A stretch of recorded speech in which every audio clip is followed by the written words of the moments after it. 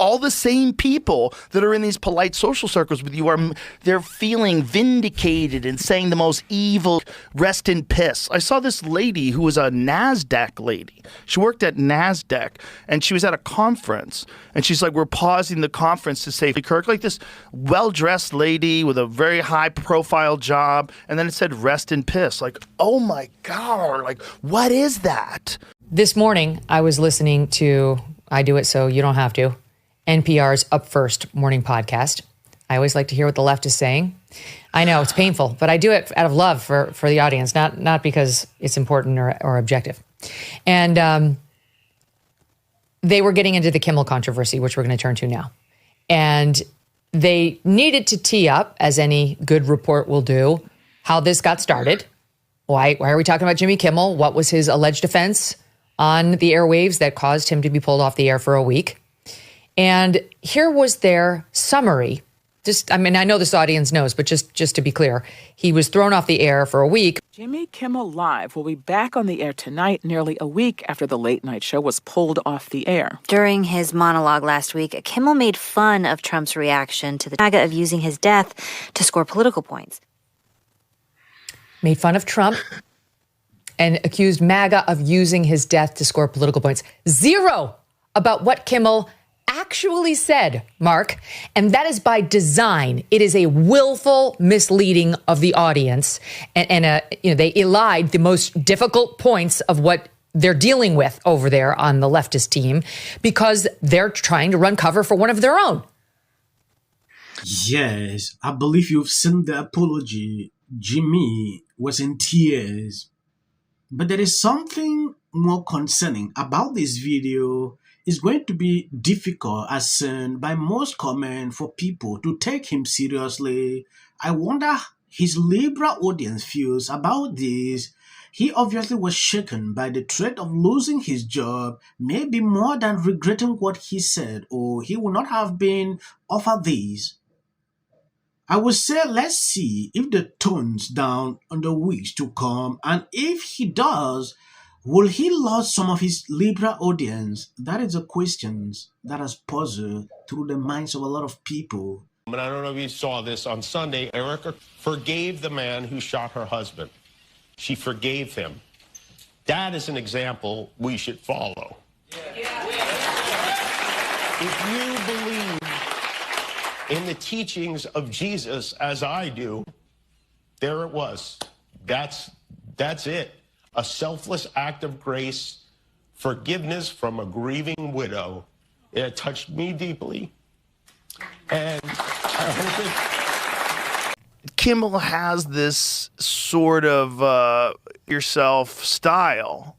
Well, because it's kind of ironically, he celebrated in his monologue when Tucker Carlson got fired. It's kind of a problem. Yeah. And it's also kind of a problem that he, in his monologue, talked about how it was the right thing to fire Roseanne. Yeah, I remember that. A little bit of a problem. Yeah. So Sinclair, notwithstanding the fact that Disney said, we're bringing him back. Disney held the line for 5 episodes and then said, oh, wait, we got a nasty letter from Jimmy Kimmel supporting celebrities. Okay, we're out. He's back on. So Sinclair said, no, we're not airing him. And then this morning, just as we came to air, Nexstar 2 said, us either. We're not airing him either. So now you've got some 1/3 of the ABC affiliates out there airing something else. I think it's going to be alternate news programming is the option right now. And that's interesting because now we're in the same position we were in yesterday and the day before, Mark. Those are the two station groups, station owners who said, we're not airing Kimmel. So where are we today, in your view, just in terms of this fight? Well, once upon a time, the relationship between the networks and the station groups were even more intense, and the networks were even more dependent on the stations. They can put it on Hulu, they could put it on YouTube, so they can distribute more easily in the digital age than without the stations. But make no mistake, they're still very dependent on those affiliate relationships. And these two big station owners have the right, and I'm sure they think the responsibility to not bring Kimmel back. I suspect Disney will try to change their minds, or perhaps this will be the spur to cancel a show that I don't know if it makes money or not, but it's not as popular as it once was. This is how the market should work, right? Disney can do what it wants, and these station owners can do what they want. And in the end, and almost certainly, the consumers will decide. But as you pointed out, liberals are really up in arms about this. Yes, when you take a look at this, Rosen issued a brutal message to Jimmy as he finally get his show back on the air tonight. Should he apologize? Is there anything he can do to make you happy? Jimmy is someone that is actually adamant. He made his decision not to apologize. Watching the whole segment, what I realized, he is struggling to apologize at the same time struggling to appeal to his liberal audience. That is not how this works. You made a mistake, acknowledge it, do the right thing. It's very simple. Everybody make mistakes. But from what I observed, there was actually no apology. Yeah. Though at the end of the show, he was feeling emotional about Erica forgiving. Do you think there's anything Jimmy could do tonight? Should he apologize? Like, is there anything he could do, you think, that could, make you happy, make people sort of forgive him? Well, I think he'll cheer himself on, and his fans, all, 2,000 of them, they'll feel heartened and, like they won another battle against Trump and the people of the United States.